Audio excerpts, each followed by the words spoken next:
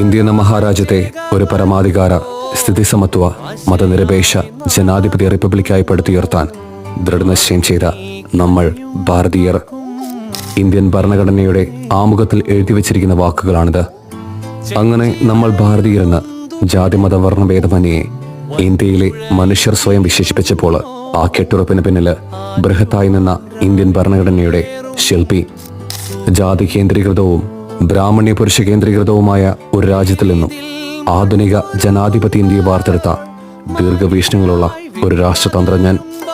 ജാതി വിവേചനങ്ങളിൽ ജീർണിച്ചൊരു ഇന്ത്യയെ സ്വാതന്ത്ര്യം, സാഹോദര്യം, സമത്വം എന്നീ മഹത്തായ ആശയങ്ങളെ പരിചയപ്പെടുത്തി കോടിക്കണക്കിന് ഭാരതീയരുടെ വിമോചകനായി മാറിയ the true visionary doctor Bhimrao Ramji Ambedkar. നിനവുണ്ടോ നെഞ്ചുണ്ടോ കനവുണ്ടോ തീയുണ്ടോ ഒരു ദേശമാകെ